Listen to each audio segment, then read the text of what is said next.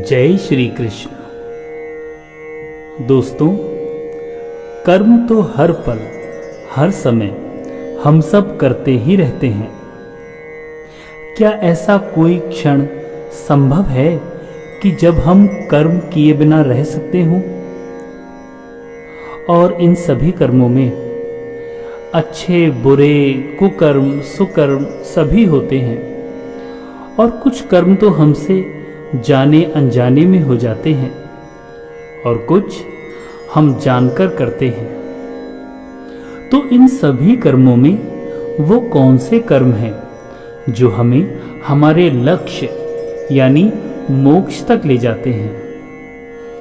उसी को विस्तार से भगवान श्री कृष्ण सभी को समझा रहे हैं और हम उसे सरल भाषा में आपके लिए यहाँ प्रस्तुत कर रहे हैं। तो भक्तों, मैं केशव शुक्ला आप सभी को नमस्कार करते हुए गीता के तीसरे अध्याय को आरंभ करता हूँ।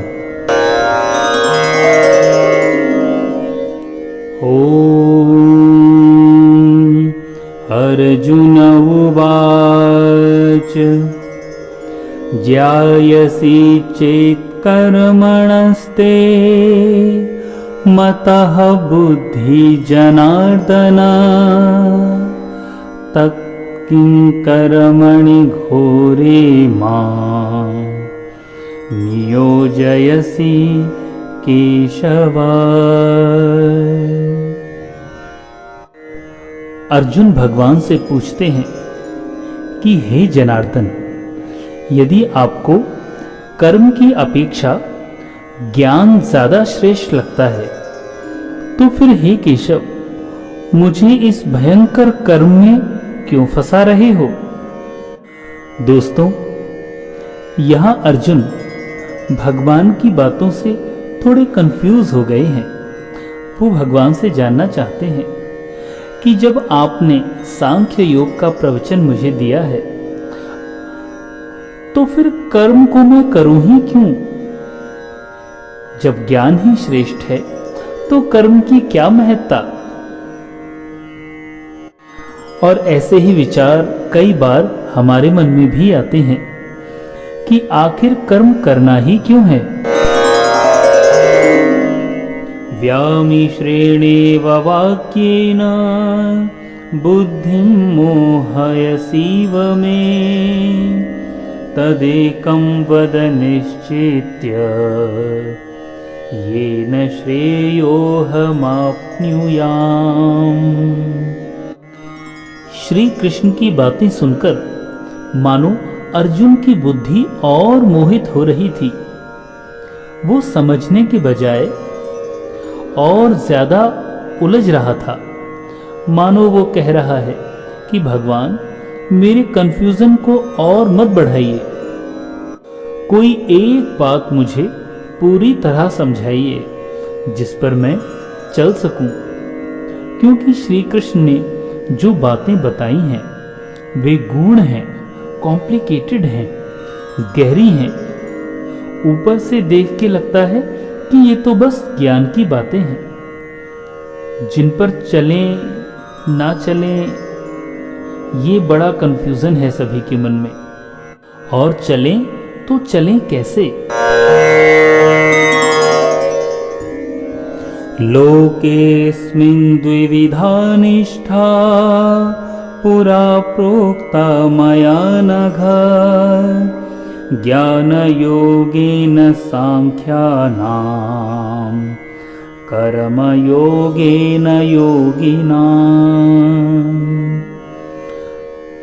श्री भगवान कहते हैं कि हे निष्पाप, कि इस संसार में दो प्रकार के विश्वास हैं।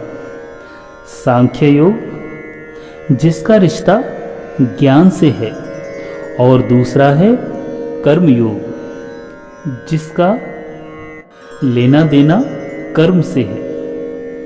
निष्ठा का अर्थ है कुछ भी करने की पराकाष्ठा, अपनी इंद्रियों को वश में कर ध्यान लगाना योग से होता है, और इसे संन्यास या सांख्य योग कहते हैं। और दूसरा है कर्मयोग, यानी निष्काम कर्म करके फल में आसक्ति को ना रखना। ना कर्मणामनारंभा नैष्कर्म्यं पुरुषो श्रुते ना चासन्न्यासनादेव सिद्धिं समधिगच्छति। भगवान कहते हैं कि मनुष्य ना तो कर्मों का आरंभ किए बिना निष्कामता को प्राप्त होता है और ना ही कर्मों के केवल त्याग मात्र से सिद्धियों को प्राप्त हो पाता है। यानी ये दोनों ही चीजें अपने अपने स्थान पर उचित हैं और मनुष्य को दोनों को ही करना पड़ेगा।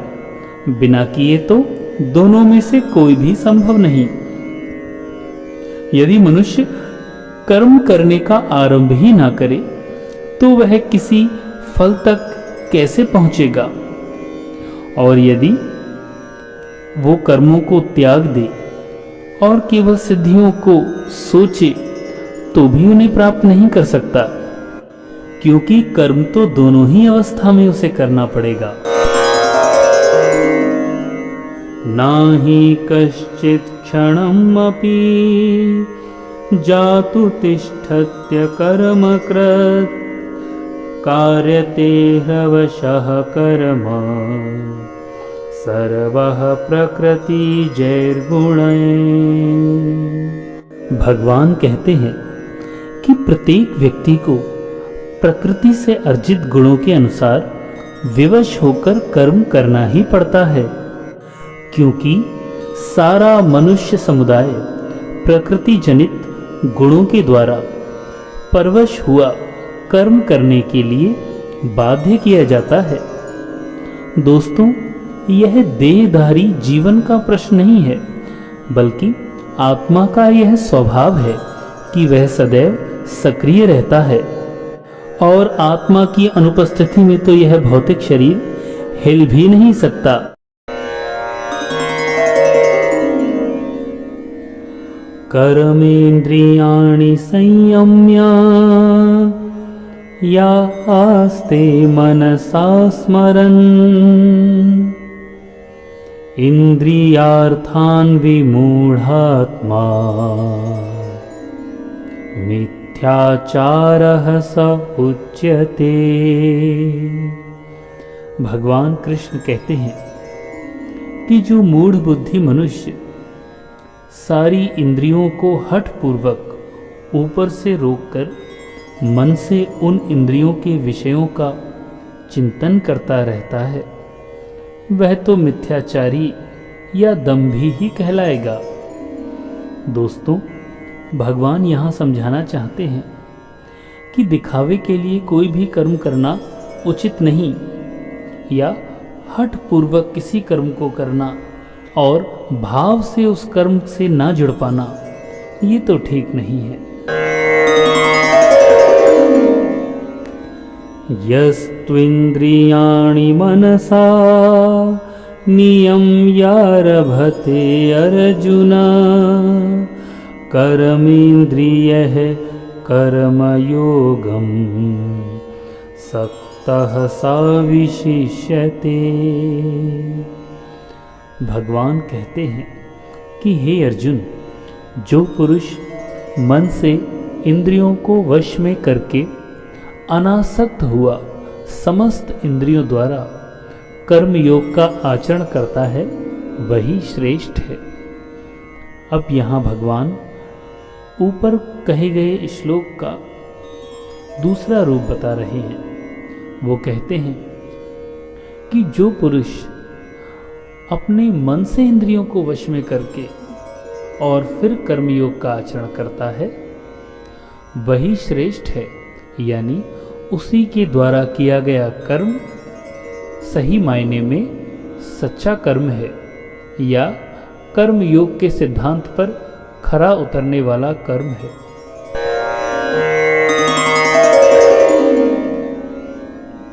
नियतं कुरु कर्म त्वं कर्म ज्यायो कर्मणः शरीरयात्रापि चातेन प्रसिद्धयेद कर्मणः। भगवान कहते हैं कि हे अर्जुन, जो शास्त्रों में लिखा है वही कर्तव्य रूपी कर्म तू कर, क्योंकि कर्म ना करने की अपेक्षा कर्म करना श्रेष्ठ है, तथा कर्म ना करने से तेरा शरीर निर्वाह भी नहीं सिद्ध होगा। भगवान यहाँ समझा रहे हैं कि कर्म ना करने की अपेक्षा तो कुछ कर्म करना ही श्रेयकर है। तो भगवान यही बात कहते हुए अर्जुन से कहते हैं कि जो शास्त्रों में लिखा है उसी कर्म को कर्तव्य समझकर तू कर, क्योंकि बिना कर्म के तो इस शरीर का निर्वाह भी संभव नहीं है।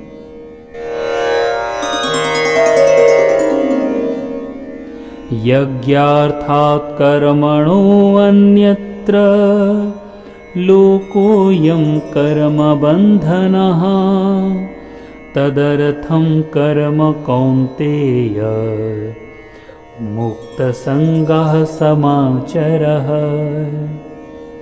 भगवान कहते हैं कि यज्ञ के निमित्त किए जाने वाले कर्मों से अतिरिक्त दूसरे कर्मों में लगा हुआ ही यह मनुष्य समुदाय कर्मों से बंधता है। इसीलिए हे अर्जुन, तू आसक्ति से रहित होकर उस यज्ञ के निमित्त ही भली भांति कर्तव्य कर्म को करता चल। भगवान यहाँ समझा रहे हैं कि जो कर्म को कर्तव्य मानकर करता है वह उस कर्म के बंधन में नहीं बंधता, और जो शास्त्र में जो लिखा है उसको भी न मानकर और कर्मों में फंसकर, मोह में फंसकर और आसक्ति के साथ कर्मों को करता है, वह तो उन कर्मों के बंधन से जन्मों जन्मांतरों तक बंधता ही रहता है। सह यज्ञा प्रज्ञः सृष्ट्वा पुरोवाच प्रजापतिः अनेन प्रसविष्यध्व मेषवो अस्तिष्ठ कामधो। भगवान कहते हैं कि जब सृष्टि का आरंभ हुआ तो प्रजापति ब्रह्मा ने कल्प के आदि में यज्ञ सहित प्रजाओं को रचा और रचकर उनसे कहा कि तुम सभी लोग इस यज्ञ के द्वारा वृद्धि को प्राप्त हो, और यह यज्ञ तुम लोगों को इच्छित भोग प्रदान करने वाला हो। भगवान अर्जुन से यहाँ कह रहे हैं कि जब ब्रह्मा ने भी सृष्टि का आरंभ किया तो उन्होंने भी मनुष्य को आसक्ति और मोह से रहित कर्म को करने की प्रेरणा दी। यज्ञ अर्थात समाज के कल्याण के लिए किए जाने वाले कार्य। जय श्री कृष्ण।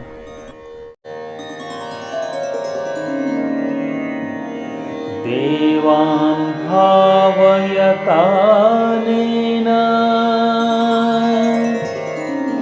ते देवा भावयन्तवः परस्परं भावयन्तः श्रेयः परमवाप्स्यथः।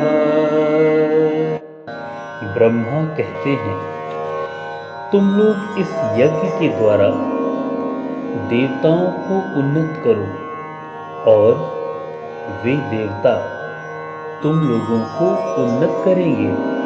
इस प्रकार निस्वार्थ भाव से एक दूसरे को उन्नत करते हुए तुम लोग परम कल्याण को प्राप्त हो जाओगे। दोस्तों, यज्ञ तरीका है देवताओं को खुश रखने का, और उसके बदले में देवता अपनी शक्ति अनुसार आपकी उन्नति करते हैं। इसीलिए कुछ भी काम शुरू करने से पहले ईश्वर का नाम लेने का विधान है।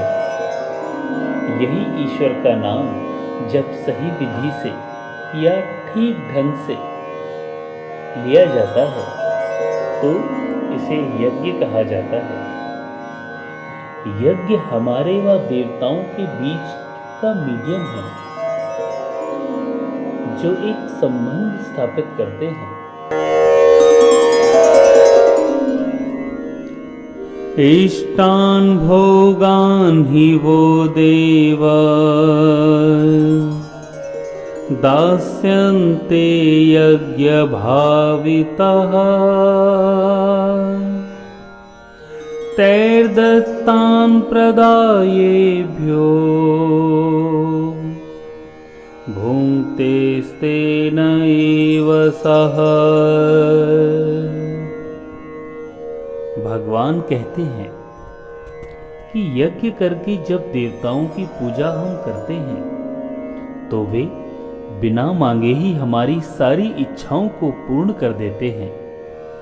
लेकिन जो यज्ञ नहीं करता, यज्ञ द्वारा देवताओं को प्रणाम नहीं करता और फिर भी अपनी इच्छाओं को पूरा करना चाहता है, उन्हें चोर ही समझना चाहिए।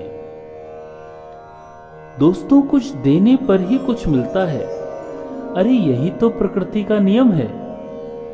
बिना काम किए अगर कोई सोचे कि उसका काम बन जाएगा तो इसे तो बेईमानी या चोरी ही कहा जाएगा।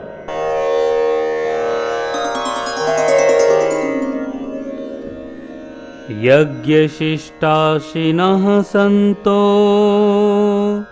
मुच्यन्ते सर्वकिल्बिषे भुञ्जते ते त्वघं पापा ये पचन्त्यात्मकारणात्।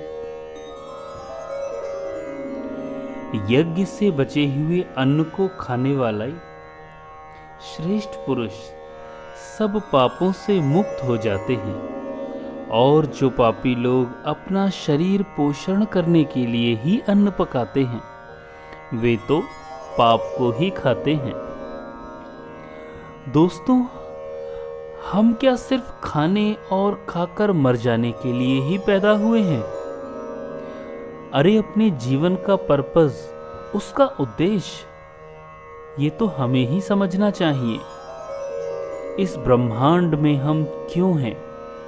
क्यों हमें ईश्वर या मोक्ष को प्राप्त करना है? ये हमें ही समझना होगा। और इसी ज्ञान को प्राप्त करने का आरंभ है यज्ञ आदि उपक्रम।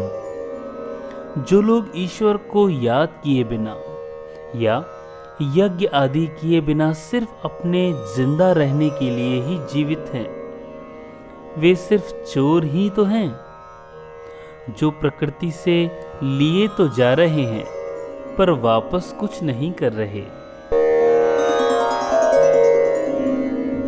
अन्नाद्विवन्ति भूतानि परजन्यादन्न संभवा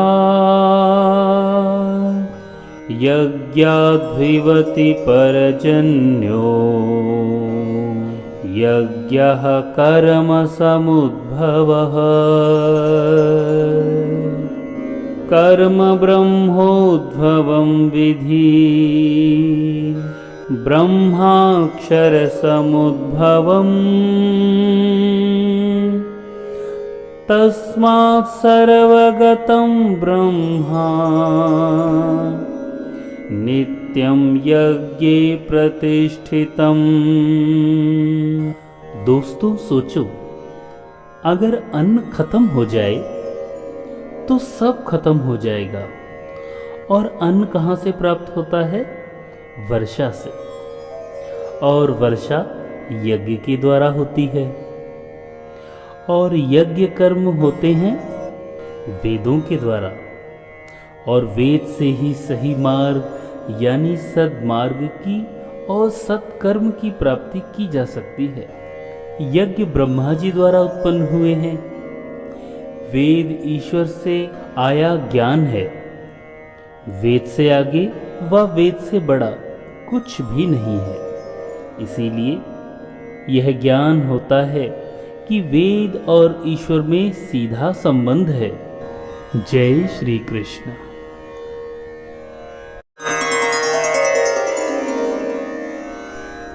एवं प्रवर्तितं चक्रं नानुवर्तयति हया अघायुरिन्द्रिया रामो मोघं पार्थ सजीवति। भगवान कृष्ण कहते हैं, हे पार्थ, जो पुरुष इस लोक में इस प्रकार परंपरा से प्रचलित सृष्टि के चक्र के अनुकूल नहीं बरतता, अर्थात अपने कर्तव्यों का पालन नहीं करता, वह मनुष्य इंद्रियों के द्वारा भोगों में ऐसा रमण करने लगता है कि उसका सारा जीवन व्यर्थ ही चला जाता है। दोस्तों, ऐसा पुरुष सिर्फ इंद्रियों के वश में ही जीवन जैसी अमूल्य निधि को खो देता है। उसके जीवन मृत्यु का चक्कर हमेशा हमेशा चलता ही रहता है। ऐसे इंसान के जीने मरने का कोई मतलब नहीं होता। वेदों में, ग्रंथों में जो जीवन जीने की विधि बताई गई है, वही विधि हमें हमारे परम लक्ष्य तक ले जा सकती है। यस्त्वात्मरतिरेव स्यादात्मतृप्तश्च मानवा आत्मन्येव च सन्तुष्ट तस्य कार्यं न विद्यते। भगवान कहते हैं कि परंतु जो मनुष्य आत्मा में ही रमण करने वाला और आत्मा में ही तृप्त तथा आत्मा में ही संतुष्ट हो, उसके लिए कोई कर्तव्य नहीं है। दोस्तों, यह सबसे बड़ा सच है जो आसानी से समझ में नहीं आता, पर भगवान यहाँ समझाते हैं कि जिसको ज्ञान प्राप्त हो चुका है, जो जीवन की सच्चाई जान चुका है, जिस मनुष्य के लिए सांसारिक क्रियाएं चलती ही रहेंगी, इनके अतिरिक्त लक्ष्य दूसरा भी नहीं, सिर्फ वो ही ऐसा है जिसके लिए कर्तव्य का कोई मतलब नहीं, जो सब कुछ जान चुका है। परंतु ऐसा लाखों करोड़ों में कोई एक ही होता है। बाकी हम सब के लिए कर्तव्य ही सब कुछ है। नैव तस्य कृतेनार्थो न कृतेनेह कश्चन न चास्य सर्वभूतेषु कश्चिदर्थव्यपाश्रयः। संजय भगवान की बात को समझाते हुए धृतराष्ट्र से कहते हैं कि ऐसे महापुरुष जो आत्मा के सच को जान चुके हैं, उनके लिए कर्म का कोई प्रयोजन रहता ही नहीं। ऐसे महापुरुष कर्म के बंधन से छूट चुके हैं, क्योंकि ज्ञानी लोग इस भौतिक संसार व ईश्वर दोनों को ही जान चुके हैं। उनका स्वार्थ से कोई संबंध नहीं रहता। इसीलिए ये महापुरुष हम जैसे लोगों से एकदम अलग हैं। पर वो नियम लागू नहीं करते जो हमारे जैसे साधारण लोगों के लिए हैं। इसे साधारण रूप में ऐसे समझ सकते हैं, जिसे ईश्वर मिल गया उसे और भला क्या चाहिए। फिर वो कर्म क्रियाएं करे ना करे, क्या फर्क पड़ता है। तस्मादसक्तः सततं कार्यं कर्म समाचर असक्तो हय्यचरन् कर्म परमाप्नोति पूरशः। भगवान कहते हैं, इसीलिए हे अर्जुन, तू निरंतर आसक्ति से रहित होकर सदा कर्तव्य कर्म को भली भांति करता रहे, क्योंकि आसक्ति से रहित होकर कर्म करता हुआ मनुष्य परमात्मा को अवश्य प्राप्त होता है। दोस्तों, आसक्ति से छूटकर जो भी मनुष्य अपना कर्म करता है वह परमात्मा को अवश्य प्राप्त होता है। हालांकि कर्तव्य का रास्ता आसान नहीं होता। कितनी ही बार सबको लगता है कि सबको छोड़कर हम आराम करें या देर तक सोएं या मेहनत ना करें, लेकिन उससे कुछ भी हासिल नहीं होता। ऐसा श्री कृष्ण यहाँ समझा रहे हैं। कर्मणैव हि संसिद्धि मा स्थिता जनकादयः लोकसंगहमेवापि संपश्यन् कर्तुमर्हसि। दोस्तों, ऐसा नहीं है कि सिर्फ ज्ञानियों को ही ईश्वर प्राप्त होते हैं या परम पद की प्राप्ति होती है। बहुत से ऐसे लोग हैं जो कर्म करते हुए भी परम सिद्धि को प्राप्त हुए हैं। बहुत से ज्ञानी महापुरुष तो ऐसे होते हैं जो आत्मा की सच्चाई को पहचान जाते हैं, लेकिन बाकी लोगों के लिए कर्म ही एकमात्र रास्ता है। यही वास्तव में कोई जीवन को सफल बनाना चाहता है तो उसे आसक्ति यानी अटैचमेंट से बचते हुए सारे कर्म करने चाहिए व कर्तव्यों को पूरा करना चाहिए। जय श्री कृष्ण।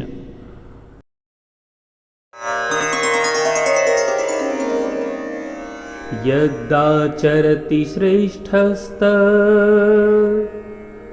तत्ते वेतरो जनः सा यत्प्रमाणं कुरुते लोकस्तदनुवर्तते।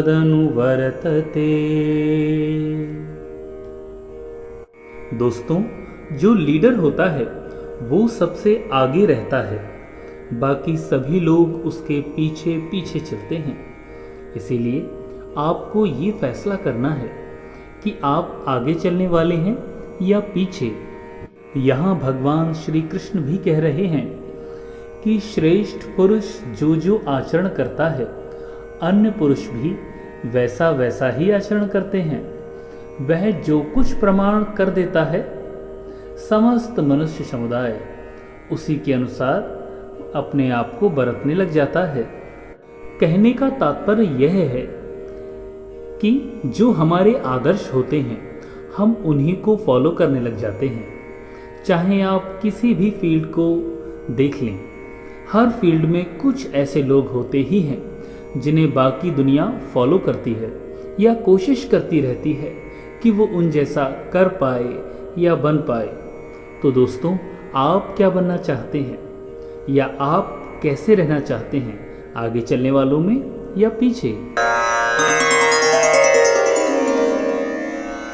नामे पार्थास्ति कर्तव्यम् त्रिषु लोकेषु किंचिना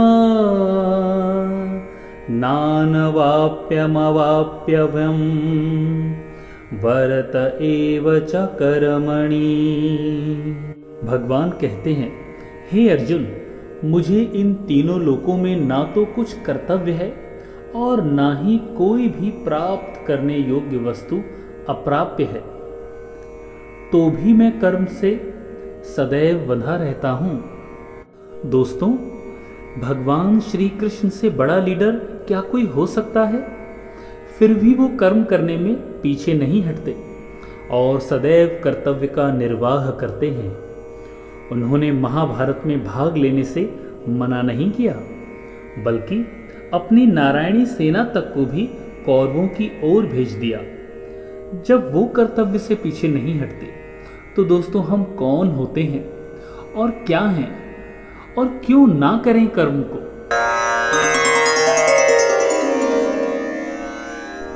यदि हम न वर्तेयं जातु कर्मण्यतन्द्रितः मम वर्त्मानु वर्तन्ते मनुष्यः पार्थ सर्वशः। भगवान कहते हैं कि हे पार्थ, अगर मैं ही सावधान होकर कर्मों में ठीक ढंग से सावधानी ना रखूं तो बड़ी ही हानि हो जाएगी, क्योंकि मनुष्य सब प्रकार से मेरे ही मार्ग का अनुसरण करते हैं। भक्तों, अगर लीडर ही कर्म करना छोड़ दे तो फॉलोअर्स को तो प्रूफ मिल जाएगा कर्म ना करने का।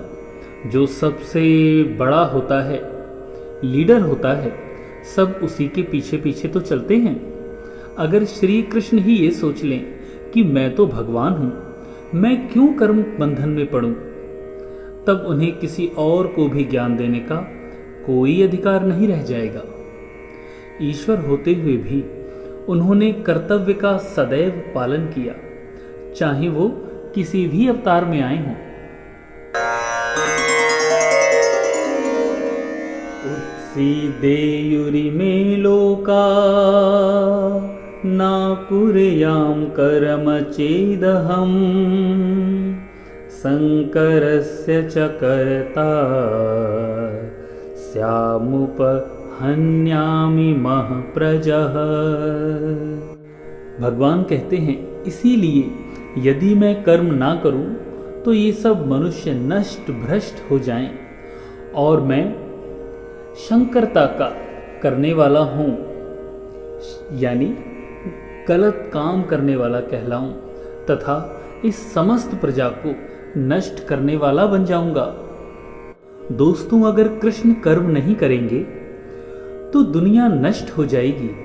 सोचो, ये दुनिया उन्हीं की तो लीला है, माया है, और यदि खेल रचने वाला ही नहीं कर्म करेगा तो दुनिया में क्या ही बचेगा।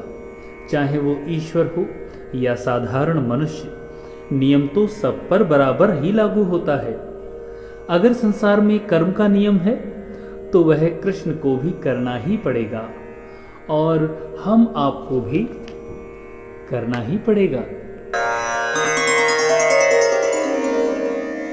सक्तः कर्मण्य विद्वांसो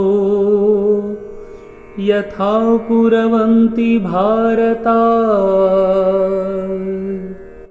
कुर्याद्विदांस्तथा सक्तश्चिकीर्षु लोकसंग्रहम्। हे भारत, जिनमें समझ नहीं होती, न वो कर्म में आसक्त होकर काम करते हैं। विद्वानों को, समझदारों को बिना लगाव के कर्म करना चाहिए। क्या यज्ञ करने से हम ज्ञानी हो जाते हैं? नहीं, कर्म करना है लेकिन उसमें अटैचमेंट नहीं रखना, और ऐसा करना आसान नहीं होता। अगर कोई ऐसा ज्ञानी है जिसका कर्मों से कोई लेना देना नहीं, जैसे कि साधु सन्यासी जिनकी कर्म में कोई आसक्ति नहीं होती, तो ऐसे लोगों को भी समाज सेवा में लग जाना चाहिए। ये उनके लिए कहा गया है जिन्हें लगता है कि दुनिया छोड़कर संन्यास लेने से ईश्वर प्राप्त हो जाएगा। जय श्री कृष्ण।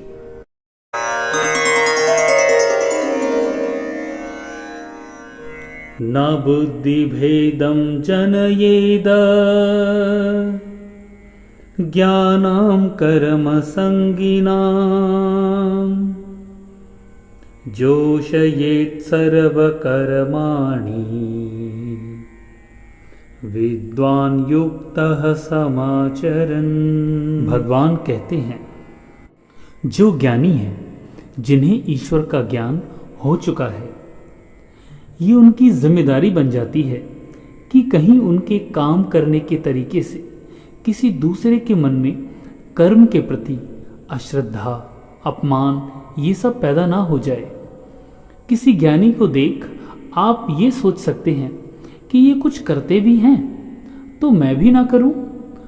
तो उन ज्ञानियों, महापुरुषों के लिए ये परम आवश्यक है कि वो ऐसा उदाहरण सामने रखें जिससे हर कोई अपना कर्म, कर्तव्य ये सब करने के लिए सदैव सदैव प्रेरित होता रहे।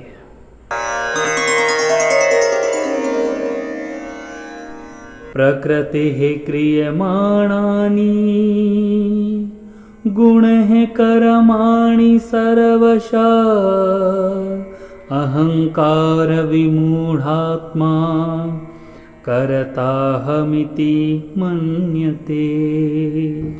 दोस्तों, हर इंसान की एक प्रकृति होती है, एक नेचर होता है। हर कर्म वह अपनी प्रकृति के हिसाब से ही करता है। जिसके अंदर घमंड भरा है वो सोचता है कि सब कुछ मैं ही कर रहा हूँ, मतलब करने वाला वो है। ऐसा सोचने वाला तो अज्ञानी ही है। आप जो भी काम करते हैं उससे कराने वाली आपकी प्रकृति ही है या प्रकृति के गुण हैं। कितनी ही बार ऐसा होता है कि गुस्से में आप ऐसा कर जाते हैं जो आपको नहीं करना था या आप नहीं चाहते वो करना। वो आपका क्रोध आपसे करा देता है। सोचिएगा और समझने की कोशिश कीजिएगा कि आपकी प्रकृति क्या है।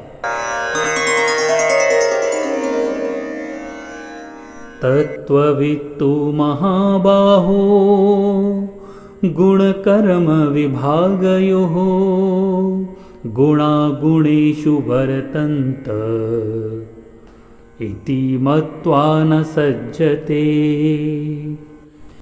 यहाँ पर श्री कृष्ण बहुत ही महत्वपूर्ण बात कहते हैं कि सात्विक, राजसिक व तामसिक ये 3 तरह की प्रकृतियाँ होती हैं।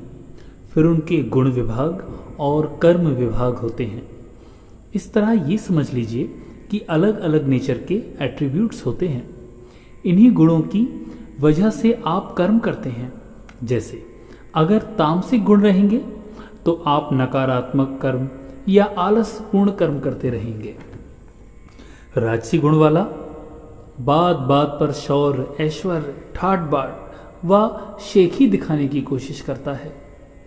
और ज्ञानी होते हैं, वो जानते हैं कि ये गुण ही सबसे वैसा कर्म करा रहे हैं। और ज्ञानी जो नहीं हैं, यानी हम जैसे अधिकतर लोग ये समझते हैं कि हम ही सब कुछ कर रहे हैं। प्रकृतिर्गुण सम्मूढ़ः सज्जन्ते गुणकर्मसु तान् कृत्स्नविदो मन्दान् कृत्स्नविन्न विचालयेत्। कर्म में लगे ज्ञानियों को ये जानना चाहिए कि गुण ही उनसे कर्म करवाते हैं, वे खुद कुछ नहीं करते। और जब ज्ञानी इस बात को समझ ले तो ये उसकी जिम्मेदारी है कि वो अज्ञानियों को ये समझाए कि सत्कर्म ही उनके लिए ज़रूरी है। ज्ञानी का अर्थ है जो पहुँचे हुए लोग हैं। ये लोग जान जाते हैं कि उनके अंदर के गुण आते जाते रहेंगे, बदलते रहेंगे और इन्हीं गुणों के अनुसार उनके कर्म भी बदलते रहेंगे। इसीलिए वो इन कर्मों के करने वाले खुद को कभी नहीं मानते, बस काम करते हैं, बाकी सब ईश्वर पर छोड़ देते हैं। तो दोस्तों, हमें भी यही रास्ता अपनाना है कि सब कुछ ईश्वर को समर्पित है, ऐसा ही करना है। सर्वाणि कर्माणि सन्न्यस्याध्यात्मचेतसा निराशीर्निर्ममो भूत्वा युद्धस्वा विगतज्वरः।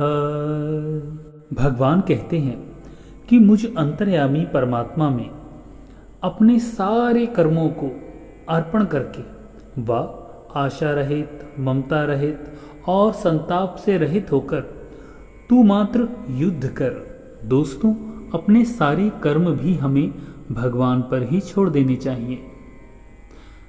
बिना किसी आशा के, बिना ममता के और बिना किसी प्रकार के सुख दुख का मोह किए केवल कर्म करने पर ही ध्यान लगाना चाहिए।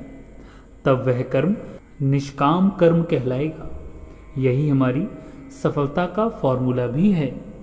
जय श्री कृष्ण।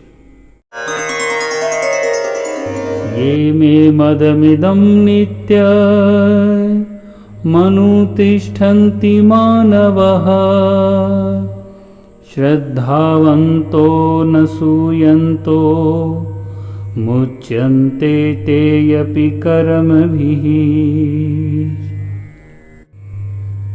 भगवान यहाँ कहते हैं कि जीवन का मुख्य उद्देश्य है मोक्ष प्राप्त करना, बार बार जीने मरने के चक्कर से बाहर निकलना।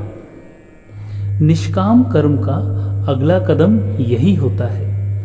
इसी के बारे में भगवान श्री कृष्ण कहते हैं, जो कोई मनुष्य दोष दृष्टि से रहित और श्रद्धा युक्त होकर मेरे इस मत का सदा अनुसरण करते हैं, वे भी संपूर्ण कर्मों से छूट जाते हैं। ये त्वेदम्भ्यसूयन्तो नानुतिष्ठन्ति मे मतम् सर्वज्ञानविमूढास्तान् विद्धि नष्टान चेतसः। भगवान कृष्ण कहते हैं कि बहुत लोग घमंड करके खुद को बहुत बड़ा समझते हैं। उन्हें लगता है सब कुछ वही करते हैं। वो मानने को तैयार ही नहीं होते कि सभी कर्म ईश्वर को समर्पित करके ही करने चाहिए।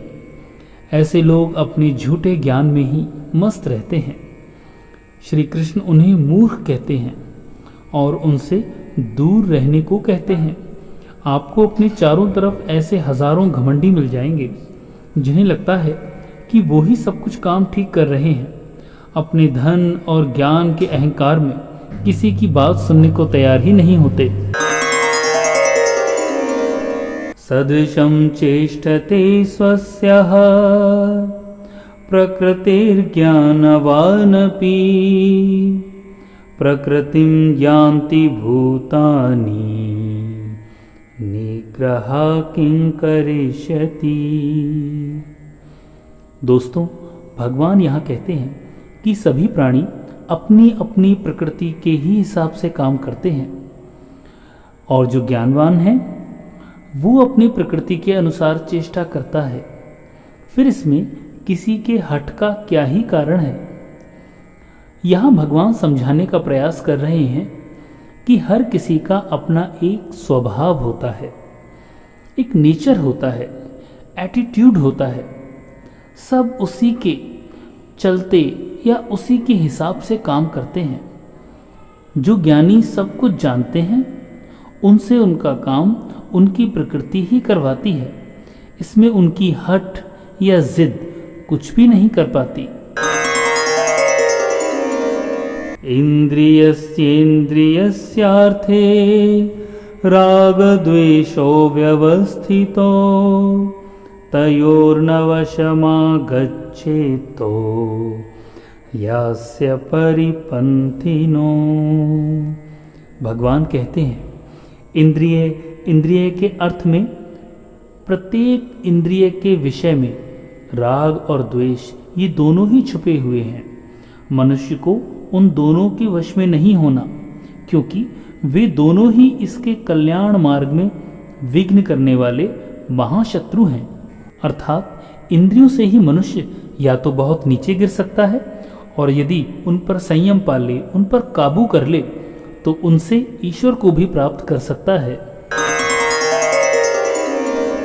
श्रेयान् स्वधर्मो विगुणः परधर्मात् स्वनुष्ठितात् स्वधर्मे निधिनं श्रेयः परधर्मो भयावह। अर्थात अच्छी प्रकार आचरण में लाए हुए दूसरे के धर्म से गुण रहित भी अपना धर्म अति उत्तम है। अपने धर्म में तो मरना भी कल्याणकारक है और दूसरे धर्म का भय देने वाला ही है। बस भगवान यहाँ कहते हैं अर्जुन से कि सनातन संस्कृति यही कहती है कि अपने धर्म में तो मरना भी अच्छा है, पर दूसरे के धर्म को स्वीकार कदापि नहीं करना चाहिए। जो थोड़ा भी कमज़ोर है, जिसे खुद पर विश्वास नहीं, वो ही दूसरे के धर्म को अपनाता है। जिसमें थोड़ा भी आत्मसम्मान है, वो ना किसी से डरता है और ना ही किसी दूसरे के धर्म को अपनाता है। जय श्री कृष्ण।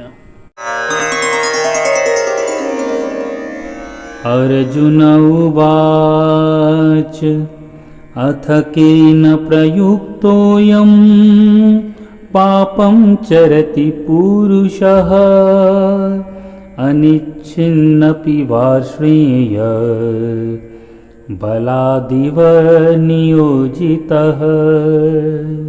गीता में अर्जुन भगवान से पूछते हुए कहते हैं कि हे कृष्ण, तो फिर ये मनुष्य स्वयं ना चाहते हुए भी जबरदस्ती किस बात से प्रेरित होकर पाप का काम करता ही रहता है। अर्जुन यहाँ बिल्कुल सटीक सवाल पूछते हैं कि क्यों मनुष्य कृष्ण के कहे अनुसार सही राह पर नहीं चल पाता, क्यों वो पाप के रास्ते पर चलता ही रहता है। आखिर हो क्या जाता है सभी के साथ कि वो धर्म के मार्ग पर नहीं चल पाते, चाहे वो जानते हों या अनजान हो।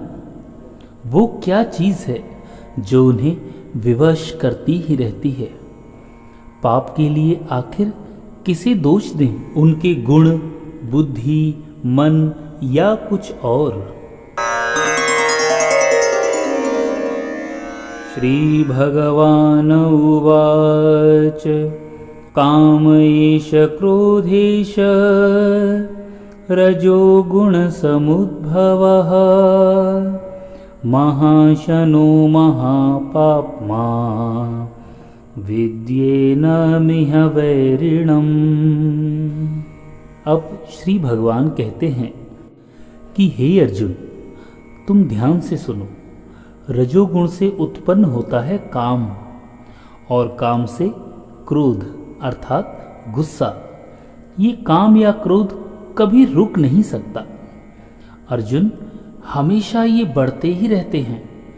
इसको अपना सबसे बड़ा शत्रु मानना चाहिए। दोस्तों, श्री कृष्ण बताते हैं कि पापी आखिर पाप करता क्यों है। उसकी वजह रजोगुण है। काम, क्रोध, लोभ जैसे और राग, द्वेष आदि भी इसी से उत्पन्न होते हैं, और इन्हीं के कारण मनुष्य से पाप होते हैं और वह धर्म के मार्ग से भटक जाता है। इन्हीं सबको श्री कृष्ण शत्रु बताते हैं। इन भावों के मन में आते ही हमें समझ जाना चाहिए कि हम पर शत्रु हावी हो रहा है। जय श्री कृष्ण। धूमेनाव्रियते बहिर्यथादर्शो मलिन च यथोल्बेनाव्रतो गर्भस् तथा तेनेदमाव्रतम्। भगवान कहते हैं कि जिस प्रकार धुएं से अग्नि और मैल से दर्पण ढका जाता है, तथा जिस प्रकार जेर से गर्भ ढका रहता है, वैसे ही उस काम के द्वारा यह ज्ञान भी ढका रहता है। दोस्तों, अक्सर होता यही है कि हमारी बुद्धि पर किसी न किसी रूप में, किसी मोह के कारण, किसी लालच की वजह से या कुछ और किसी का प्रेम, कोई ना कोई ऐसी वस्तु अवश्य होती है जो हमारे ज्ञान पर ढके रहती है या उसे बांधे रहती है। आवृतं ज्ञानमेतेन ज्ञानिनो नित्यवैरिणा कामरूपेण कौन्तेय दुष्पूरेणानलेन चाय। भगवान कहते हैं, और हे अर्जुन, इस आग के जैसा कभी ना पूरा होने वाला काम, जो ज्ञानियों का सदैव शत्रु है, वो मनुष्य के ज्ञान को हमेशा से ढके रहता है। यानी वो मनुष्य के उत्थान को चाहता ही नहीं। वो चाहता ही नहीं है कि मनुष्य का ज्ञान उस पर हावी हो पाए, जिससे उसका आत्म कल्याण हो पाए। इंद्रियाणि मनोबुद्धिर् स्याधिष्ठानमुच्यते एतैर्विमोहयत्येष ज्ञानमावृत्य देहिनम्। इंद्रियां, मन और बुद्धि, ये सब इसके वास स्थान कहे जाते हैं। ये काम इन मन, बुद्धि और इंद्रियों के द्वारा ही तो ज्ञान को ढक लेता है, जिससे जीवात्मा मोहित होती रहती है। तस्मात् त्वमिन्द्रियाणादो नियम्य भरतर्षभ पाप्यमानं प्रजहिह्योनं ज्ञान विज्ञाननाशनम्। इसीलिए हे अर्जुन, तू पहले इंद्रियों को वश में कर और इस ज्ञान और विज्ञान का नाश करने वाले महान पापी काम को अवश्य ही अपने बल के द्वारा समाप्त कर दे। इंद्रियाणि पराण्याहुः इंद्रियेभ्यः परं मनः